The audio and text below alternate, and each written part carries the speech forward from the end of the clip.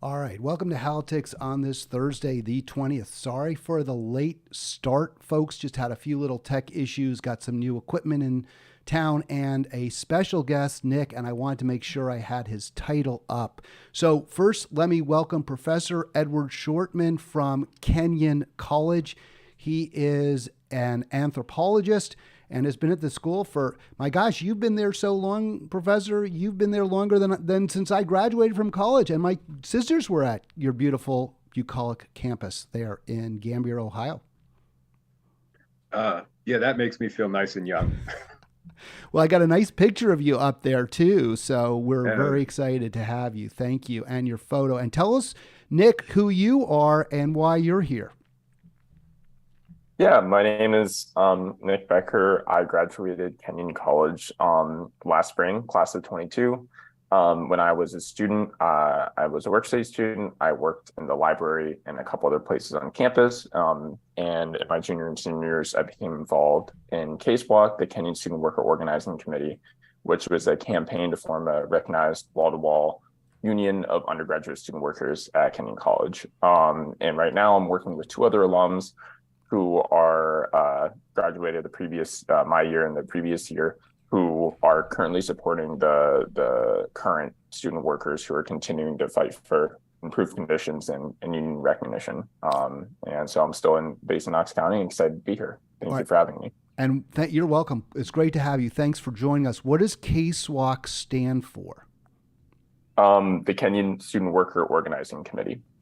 And Ed, why are you, a professor, a privileged member of the elite, getting your hands dirty with these workers? it's a very easy thing to say. One of the things that has most impressed me I've been very lucky to work for 40 plus years with students, and the students at Kenyon College have been great. And I've been impressed, especially by Casewalk, by their willingness to take risks, their willingness to find common ground with each other and to work together with each other, frankly, not only to make their own jobs better, but to make Kenyon better. Because if the common good at Kenyon is going to be served, is people have to listen to the different people in different positions, different perspectives provided by students, student workers, staff, administrators, faculty, in order to learn from each other and work together to create a place that is truly welcoming and inclusive of everyone and benefits everyone. I haven't seen much evidence of that except from these student workers who are willing to take the steps necessary to be heard and not to be ignored. And Nick, I'm sorry, what's it like to be a student worker at a school like Kenyon, which I understand now from my sister, both my sisters grads in the 80s, full disclosure, is the most expensive school in the country per year? Yeah, that's a great question. I guess just to kind of give a short answer, um, it's pretty precarious and unstable in a lot of ways, right? So there's a lot of different jobs on campus. Some of them might be lower intensity or more flexible than others. Some of them might have, more flexible supervisors. But the system as a whole is not really set up to actually benefit student workers. It's really set up purely to benefit the college, right? So the college says the opposite reason, like, oh, we set this up to help you earn money, etc. Right? The college takes in hundreds of thousand dollars a year in federal work study money from the federal government, right? That people like me qualify for based on our FAFSA. But I will tell you, the first week I set foot on campus, when most other colleges with their work study students and other qualifying students, they basically guarantee that you get a job, right? Whatever system they use, they set you up so that if you are going to seek employment on campus and you are a qualifying student as such, you are guaranteed to get that job, right? Or effectively guaranteed. Kenyon is completely the opposite. It's a complete free for all. I applied to a bunch of different jobs at the same time I was registering for my first classes, going through orientation, meeting, my friends, my roommates for the first time, kind of getting acclimated to Kenyon. And then every night I was writing cover letters and resumes to try to secure an on-campus job. And I did not even get one my first semester. And the one I did get, thankfully, in the second semester, didn't even come close to meeting kind of like that work study allotment. So I had like $2,500, whatever it was, in work study, my first financial aid package. I only made about $500 in total working that year. So the rest of it ended up just being an out-of-pocket expense. And that's what it is for a lot of students at Kenyon, where again, like this system is not really set up to benefit students and the students who ideally it should. And at other places, maybe it does or doesn't. There are probably issues there too. But what it really is set up is that we are a very cheap and expendable source of labor for the college to perform essential functions, right? So they say that we are unessential to the college's business operations. I can tell you, working in the 3 different jobs that work on campus, we are absolutely essential. We save the college thousands of dollars every single day because we're doing part-time contingent labor for just an hourly wage with no benefits that otherwise would probably have to be done by more hours from full-time staff and faculty, or by hiring more non-student permanent staff to do these very essential tasks in the library, at the athletic center, and admissions, that really they save a ton of money with having students do it. All right, but we are not compensated or treated in the way that you would see for that. All right, we're joined here on Halitics by Professor Shortman and Nick Becker from Kenyon University. Nick is actually a graduate, and they are trying desperately to see some fairness, some justice for student workers at the college in Ohio. So you can see the slide I put up there. This is from an article in the Jacobin magazine. I had the cover of the article on earlier. This is from this year, and it seems pretty accurate. Professor, did they get it right? 4 times the student workers have gone on strike. Kenyon continues to refuse to recognize this union since 2020 and is in fact doing their best to bust them. Oh, absolutely. Yes. I mean, the spring, I think it was March 2020 strike that was held, one-day strike that Case-Walk held, was the absolute first undergraduate student worker strike in the country. And since then, they've held the second, the third, and the fourth. And all of these were to implore the administration and the trustees to just let student workers vote on whether they want a union or not, a basic request to allow a democratic process to go forward. The administration, trustees, insisted, no, we're not going to do this. You have to make a petition for an election before the National Labor Relations Board. They failed to mention, the trustees did, that once that petition was made, the trustees would employ Jones Day, a major firm which has a reputation for being anti-labor. Very, very expensive firm, $950 an hour per lawyer per hour to advise them and to make their case before the board on this. And what actually the case that Jones Day in the trustees and Kenyon's name made before the board was that no undergraduates anywhere in the country have the right to form a union. None of them are protected by the National Labor Relations Act, which is a sweeping attack on the ability of undergraduate student workers to speak up for themselves in a voice that cannot be ignored.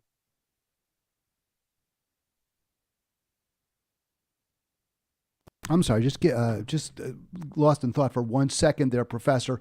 So we're talking about an elite, quote, liberal, unquote, institution, and yet they're doing everything possible, including hiring a right-wing union-busting firm to keep the students down, the people who are actually the university ultimately itself.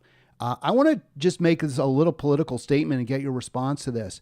Does this not belie the arguments you'll hear on Fox and other places that institutions like Harvard, let's just go from, what the number one poster child for elite schools, Harvard, but all the way down to small schools like yours and Wesleyan, for example, where I went, they're not liberal at all when it comes to economic justice issues. Maybe when it comes to some cultural and social issues, yes, they'll present a progressive face, but when it comes to their own finances, they are utterly unwilling to be fair or share. And I like your responses to that. Nick, maybe you go first. Yeah, let Nick go. Yeah, I mean, I think that is an apt statement. To be honest with you, I'm not even sure if I would give Kenyon or these other colleges the fact that they're quote unquote liberal or progressive, however you want to call it, on non-economic issues as well. The only reason why I say that, and this is part of the work that we've done this year during the delays, is that folks in the union and especially one of my colleagues who's working with me and the other alum, we put out this research on the broad systemic issues, not just in workplaces that students work. And disproportionately, like, these jobs are worked by marginalized students on campus. And I don't think they're treated as well as the college can and should be in treating folks. But also in general, in terms of the college's support for marginalized students in general, one example I'll draw your attention to is the fact that Kenyon's campus pride index rating has actually gone down from last year to this year, to this past fall where they recently did it, mainly because of how they were treating permanent staff, non-student staff who identifies LGBTQ and were supporting that community on campus. The college did a really poor job. And this is not a secret. This was covered in the press, including the Buckeye Flame here in Ohio, where they completely backed down from defending from very vicious attacks on trans staff members that they have on campus. And essentially that really weakened, I think, this idea that this college, does believe in diversity, equity, and inclusion. In my view, like, that was a pretty big moment last year. That wasn't directly tied into, economics or casework per se, but I think it had a lot of parallels with how they treat student workers and workers in general with their economics too. So I think it is, I mean, the word that comes to mind is hypocritical in a lot of ways in terms of what they put out publicly in stances, and then how their investments and money in supporting students through policies actually line up, right? Both in the money and also in the policies around, like, health services and things like that, that would disproportionately impact and positively support marginalized students. Do you want to respond? And staff. I appreciate that very thorough answer, Nick. Very helpful. And again, I think it's important that we push back on the left against claims that these elite, and you've used that term several times, but I think it's fair because they're wealthy and they also they are controlled by people who have a very high, number of degrees after their names and a lot of money. So I think it's fair. Professor, did you want to comment on that argument as well, that the schools like Kenyon do not reflect the heartland's values, that they're too far to the left, and they're not really indicative of the quote, what, I don't know, go back to Nixon days, the silent majority? No, I think Nick made the point quite well. The only thing I would add is the liberal and liberal arts actually refers to a form of education in which students are encouraged to explore different avenues of knowing the world by majoring in taking courses in a variety of fields. So it's not technical education. It's not you have to declare your major from the get-go, but you explore different ways of learning in science and humanities, social sciences. That's the liberal part of it. Doesn't have much to do with politics. I think some on the right think that what's going on in liberal institutions is indoctrination. It's not. Ideally, the education is apolitical, but in a world that is on fire, politics always creeps in. But I think it's important to remember that in many schools, they are run like corporations. And the idea is to maximize revenue and minimize cost. And it goes beyond simply being fiscally responsible, which you would want any institution to be. But there is a desire to maximize the amount of money coming in. So the constant increase in tuition at Kenyon, the constant increase in student numbers at Kenyon, without an increase in the concomitant increase in the size of the staff, the size of the faculty. So you're getting more money coming in while keeping your costs low. And student workers are part of this because they are cheap labor. And so, as Nick has pointed out, so rather than being ancillary to the college's goals, student workers are critical to keeping labor costs low. And that is, to me, deeply hypocritical. All right, you can see the slide I put up. There's a protest on campus by Case Walk. This is from the Jacobin article I mentioned earlier. So, Nick, my question to you is, it looks like there's a decent turnout. Do you feel that, and you're not at the school right now, but are you going back a lot? I mean, are you keeping very close to what's happening on the campus? Yeah, I would say so.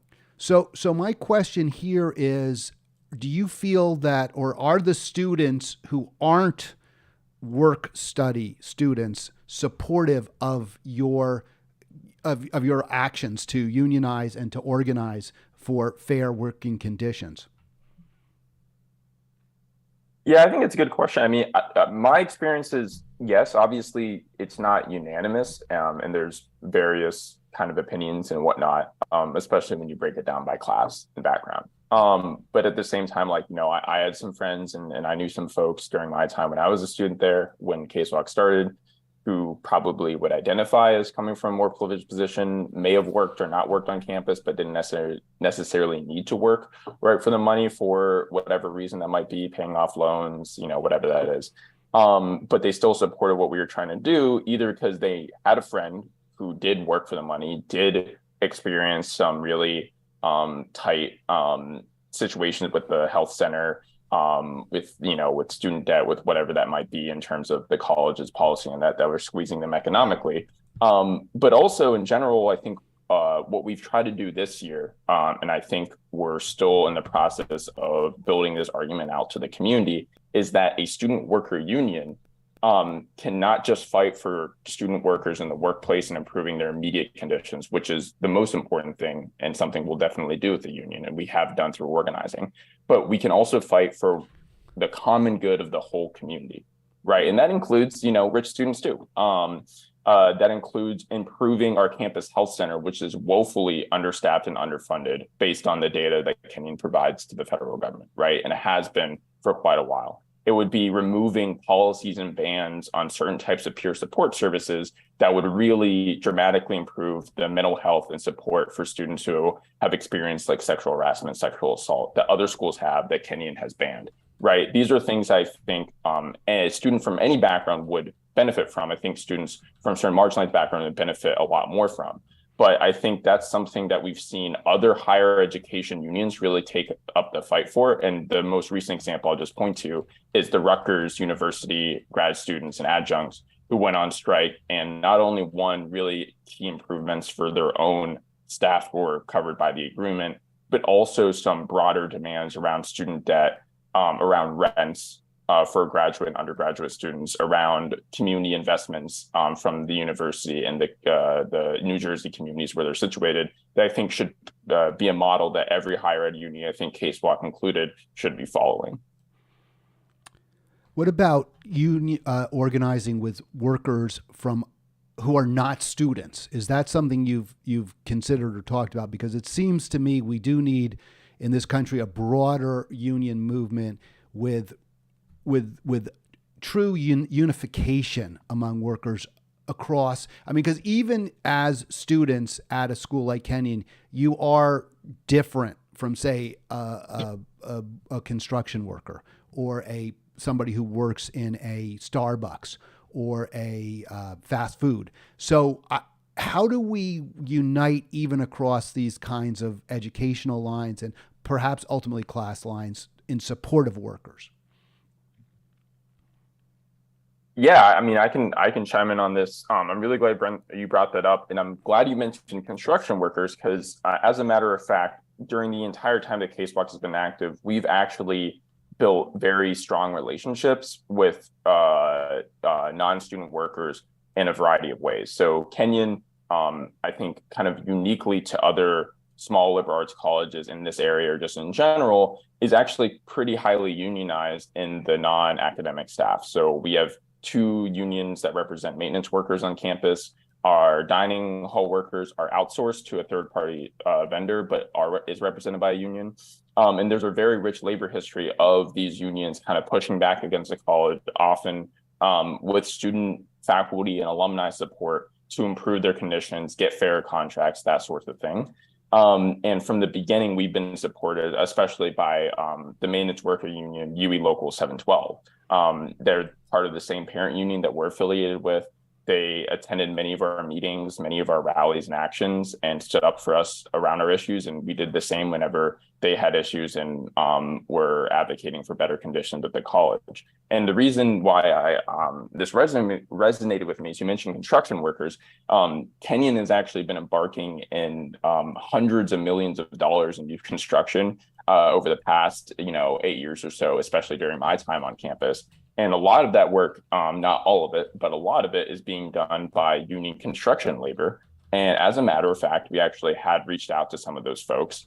And a lot of those skilled craft unions that maybe traditionally are seen as a more conservative wing of the labor movement, someone who would be like, oh, construction workers would never support, an undergraduate liberal arts student trying to unionize. Like, come on, right? That's not true at all. Literally every time that we've talked to these groups, and these workers and their representatives, they don't bat an eye about what we're going through. They just listen to our issues and they immediately ask, what can we do to support? So we've raised money from our strike fund from these unions.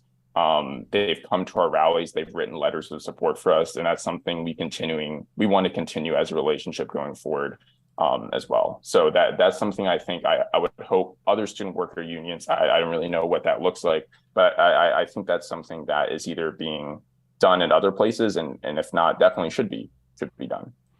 Ed, I want to ask you how the professors have responded to this movement. And I would say that a lot of them probably themselves, now not someone who has tenure like yourself, but an adjunct who they get paid virtually nothing, and the associates are they very afraid for their jobs and reluctant or unwilling to take a stand because of that? It's a good question, Hal. It's hard to tell. When the administration and the trustees in 2012, 2013 made an effort, and a real hard effort, to outsource the maintenance department, those two unions that Nick was talking about, to Sodexo, there was significant faculty pushback to that, going along with pushback from students, that finally resulted in the administration backing down from that outsourcing effort. In this particular fight, I get a sense, but even that, in whether it's 2012, 2013, or now, there is, especially among the non-tenured faculty, I think a fear for their jobs, the fear that if they were to come out strongly in support of, say, a union, or in the case of 2012, 2013, strongly in opposition to outsourcing, that their careers might be imperiled. I've never heard. All right, we had a little bit of a crash here in the studio, so we do apologize, but we're back with Professor Shortman, professor of anthropology at Kenyon College, and student graduate Nick Becker, who I guess you're a graduate of the college. You're not a student grad or a grad student, but very involved with the Kenyon Student Workers Organizing Committee. And correct me if I got any of that wrong, which I probably did. Why is this so important? Why are we here talking about these workers? I mean, all across the country, we have seen different student groups trying to organize work study. And you mentioned, Professor, to me off the air that this has happened at Wesleyan, and the trustees there were not real welcoming my son, who graduated from Georgetown while he was there, the Georgetown workers. Student workers and grad students. We see this quite a bit of grad student organizing, and they're fighting it. I was really disappointed. Georgetown, a Catholic school where I believe Catholic doctrine says that you are supposed to support workers and their right to organize. So why is Kenyon particularly important in this fight? Do you want to take that, Nick? You want? Sure. I'm sure we could both weigh in on this. I think Kenyon is particularly this movement here is particularly important because in this kind of upsurge of organizing student workers in higher ed, especially, and you mentioned all of the graduate students, which is very exciting to see, but also undergrads at now well over like a dozen universities and colleges, including now getting into the public sector. where 3,000 University of Oregon undergraduate student workers just filed to unionize in the past few weeks. Kenyon is unique among all of them. Obviously, all these administrations and trustees, I wouldn't trust any of them, even if they're, being a little bit more conciliatory in some instances. But Kenyon is unique in how the level of opposition that they've shown to unionization here and the stakes that they raised this case with their legal arguments with these union busting lawyers from Jones Day, right? They're not just arguing we don't want a union here. There's specific conditions at Kenyon that shows that these workers aren't workers and they don't qualify under the National Labor Relations Act, whatever that is. They're saying that no undergraduate student worker is eligible to unionize, which would not only completely, if accepted, right, by the government, by the courts, would not only completely kneecap this emerging movement of undergraduate student labor, but also significantly weaken and threaten graduate student organizing and just general organizing in higher ed of adjuncts, other staff too, right? For all the reasons that we just talked about. So let me jump in, because Ed, I do want you to respond to this. I know we've talked about this. Do you have any ideas why the Board of Trustees, is this headed by a notorious union buster who was hired or elected somehow without people knowing that his goal was to take down all of student organizers across the country and all student unions? The head of the Board of Trustees is a man named Brackett Dennison. Brackett Dennison was a graduate of Kenyon, I think back in 69, late 60s at any rate, before the college went co-ed. And he was chief counsel at General Electric during the period when General Electric went from, in 2004, being the most highly valued company in the country, 2008 when it was nearly bankrupt, and now is being divided up into, I think, 3 different companies. He has a history of a tetchy relationship with unions, especially the United Electrical Workers, which is what the group that the Case Walk is affiliated with, because of his time at GE, when General Electric, as I understand it, was trying to hive off any sort of subsidiaries it had that were unionized. So he's not in favor of unions. I don't think he joined the Board of Trustees to go on a war with unions. He was on the board when they tried to outsource the maintenance union. I think that was fine with him. I don't think he had any idea that undergraduate unions were on the horizon when he joined the board when he became the chair of the board in 2015. But he comes across as someone with a very strong opposition to unions, and he comes across as someone who I don't think trusts the undergraduates at Kenyon to be responsible adults in handling the matters that a union would handle. And yet for 3 years, the undergraduates at Kenyon have fought for a union and showed tremendous maturity and resilience that marks them out, to my mind, as the very epitome of qualified adults. So if Mr. Dennison needed proof that these were adults he's dealing with, he's got it. He just doesn't want to see it. And he is willing to let Jones Day use Kenyon as a means to curtail union organizing among undergraduates, graduate students, to drive to delegitimize existing undergraduate and graduate unions. It is hard to see it as anything but ideological, because even if undergraduate student workers were suddenly making $20 an hour, it would be an infinitesimally small part of Kenyon's budget. This is not about saving money, and he's already spent thousands upon thousands of dollars in this fight. So it's not an economic argument, it's ideological. And when these arguments are ideological, they are very hard to resolve amicably and reasonably. Have you spoken, either of you, and I don't, you can both respond, I suppose, is best. We talked about the response of professors, somewhat mixed. Perhaps there's some fears among, especially those without tenure, that if they are too supportive of the union, there could be retaliation.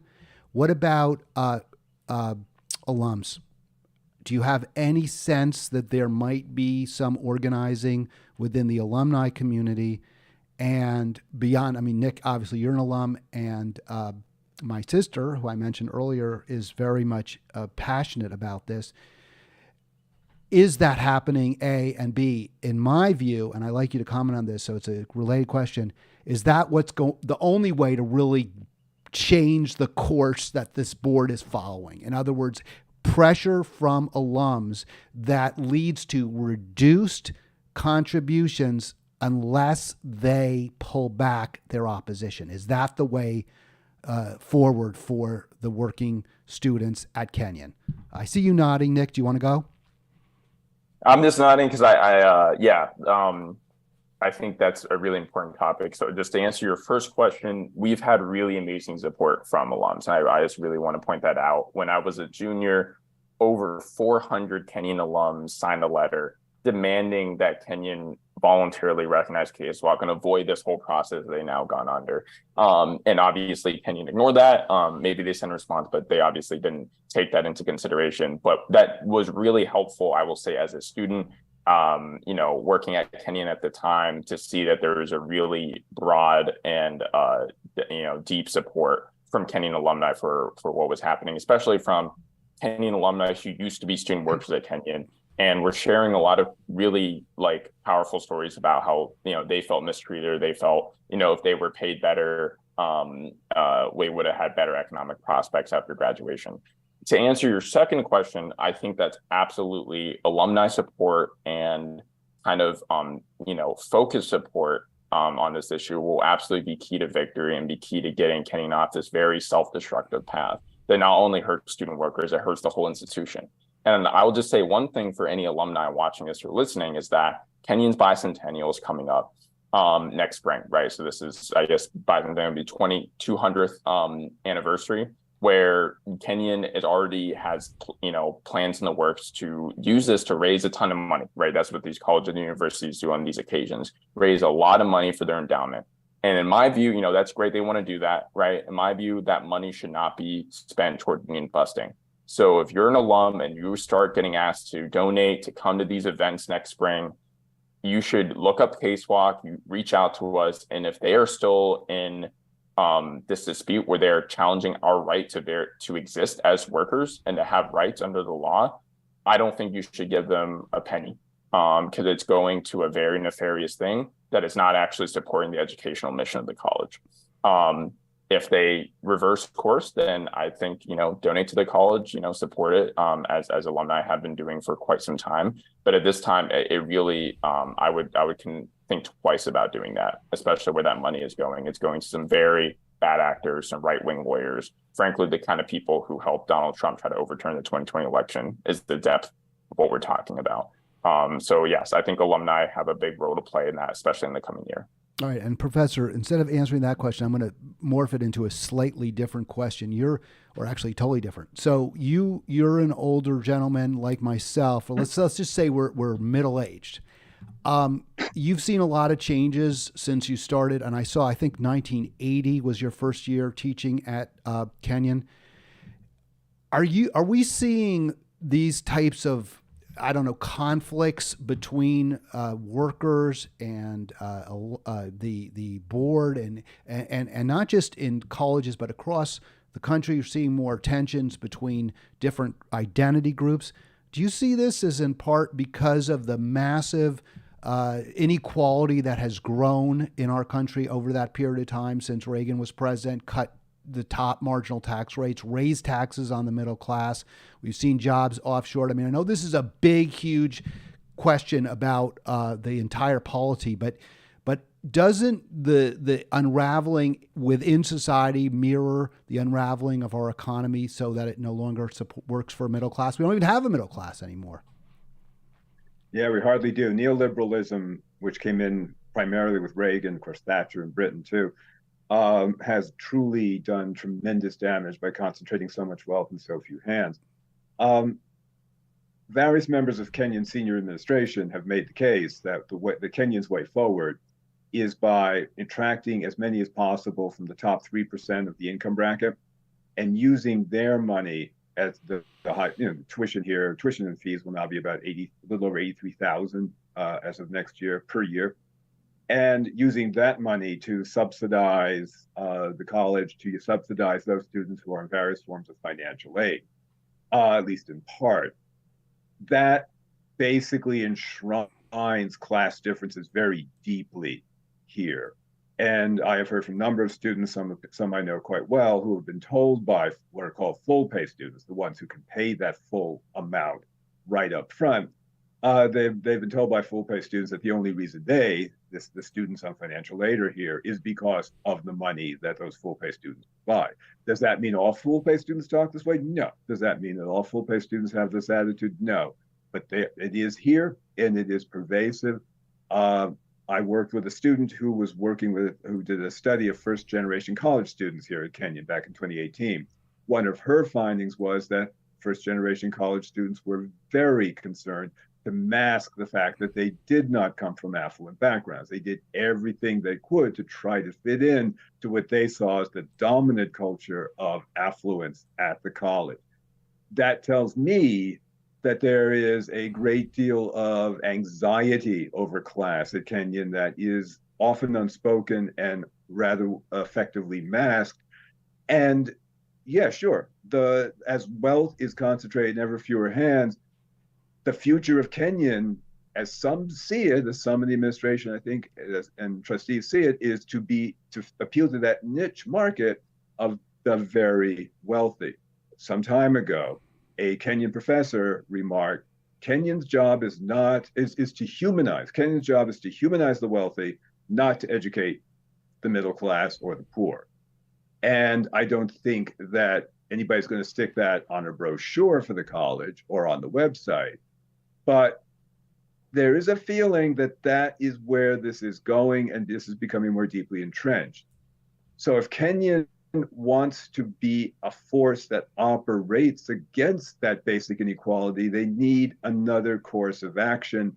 One of that course would include embracing the opportunity to work with student workers to create a union that truly speaks to and promotes the inclusion, welcoming of people of all different backgrounds here and all different levels, people who are disabled, people of color, people of the middle class, people of the upper class, truly making this a place where all those involved can feel a part of it, can be heard, can be respected.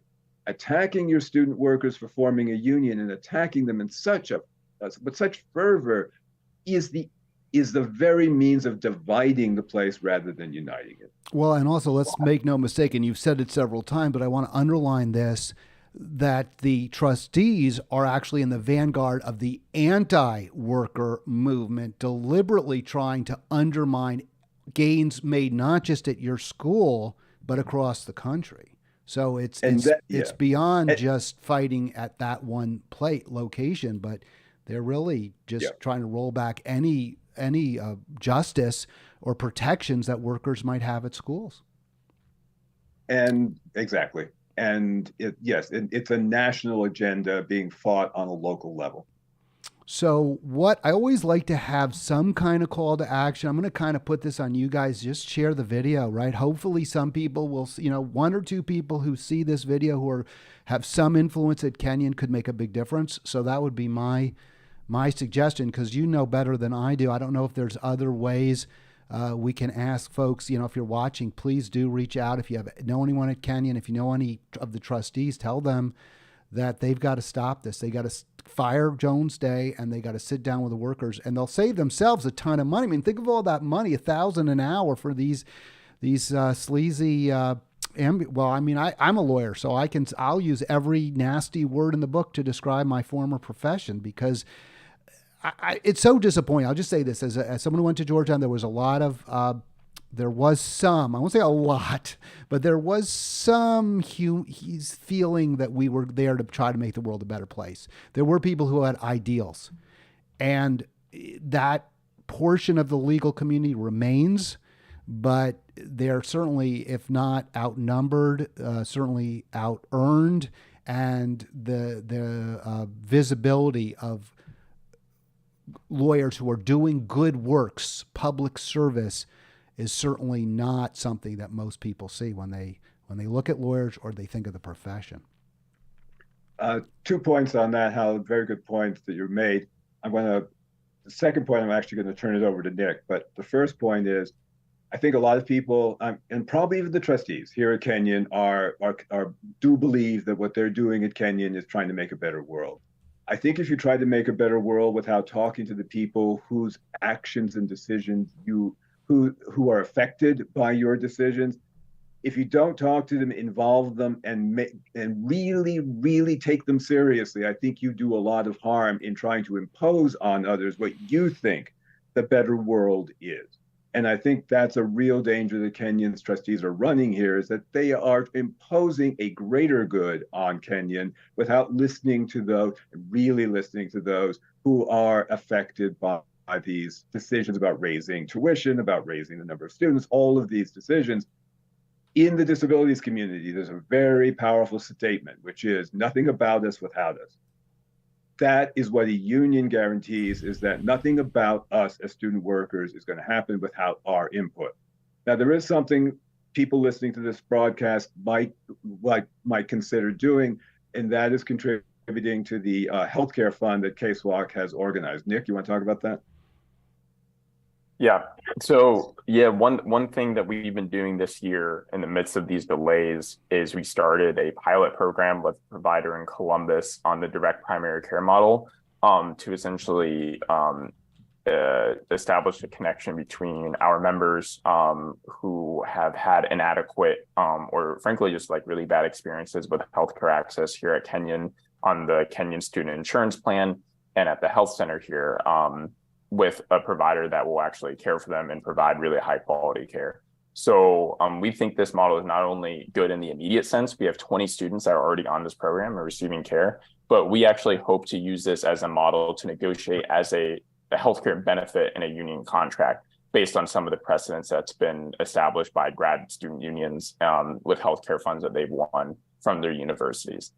So we see this as both an immediate sense and a long-term goal and plan for winning structural reform at Kenyon that will benefit many students. So we have a Patreon that I think Professor Schwerman has shared with you how that anyone from anywhere can contribute to, just a small or whatever is within your means monthly contribution to fund this healthcare pilot program we've set up. And if you want to learn more, I'm happy to reach out to union@kswac.org. That's your email, and we can set up a time to talk. But we're very excited about this program, and we're excited about that. So let me just jump in. Just a couple quick things. So we'll put the URL in the description of this video. Perfect. Second, do you want people, Nick, to email you at union@kswac.com? Is that correct, or is there some other way to reach out? Yeah, union@kswac.org. That is our email account, and if we do monitor it, so we will be able to put in contact. We can set up a call or whatever that would be easiest for questions about what we're doing, and if people want to learn how to support. All right, that's great. So we got just a couple more minutes left. I want to hard break at noon here. And I'm also getting that stupid blinking thing. So I got a hard break at noon. I do thank you both. I don't know if you need to run, Nick. You had at first said you had to go, but you've given us a little extra time, which I appreciate. I just, I want to just get to, again, my biggest thing, which is, again, is there some way to have a unified, movement, workers movement, poor struggling and working. You see the Poor People's Campaign. What you said is, to me, Ed, so scary, this idea that these schools like Kenyon are there to serve the affluent and to appeal to them, and then they can use their money to let, be like Lady Bountiful and throw a few pennies in the street to a few urchins. What about the idea that the schools like Kenyon should be in the vanguard of change? They should be leading us to a more equitable and equal society. I think that's absolutely true. And I think if you were to ask people at Kenyon, especially administrators, they would probably say that's what they're doing by offering classes in which important issues are discussed seriously. And let's not forget, classes at Kenyon are excellent.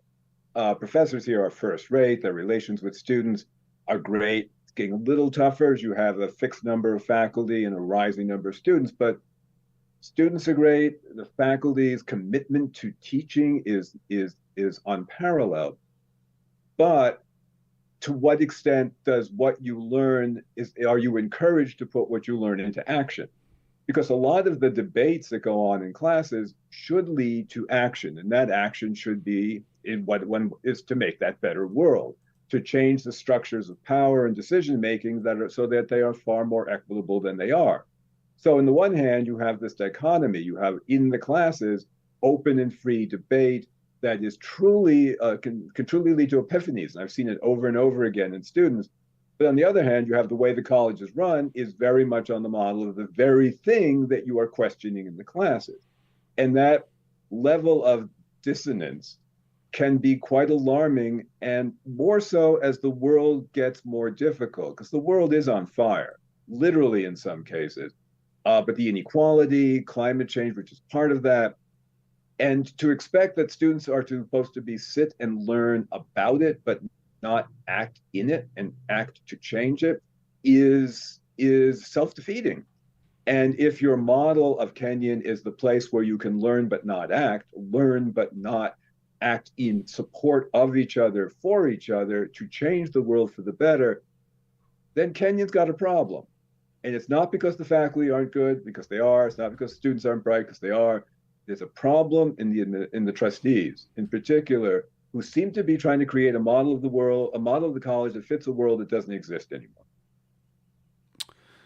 Well, or a world that exists, but we want to go back to a better world, or create one that's better yet than the one that we've left behind. Final word from you, Nick, and thanks again, and thanks for all you're doing for the workers and students, work study students, whatever the right term is, student workers at Kenyon. Yeah, I don't have much more to add than what Ed just said there. Thank you for having us on, and I think thank you. Yeah, just reiterating, this is an important subject. It really is, and it's it's part and parcel of what we talk about here, which is, again, trying to fight against inequality, reduce differences between people, economic, social, class conflict, which is so often masked by other issues. We are going to be back. I'll be back tomorrow, Friday, for the free for all. Thanks again, Nick and Ed, and that'll do it for today's program. Thanks so much, Hal. Thank you, Hal. My pleasure, gentlemen. Thank you.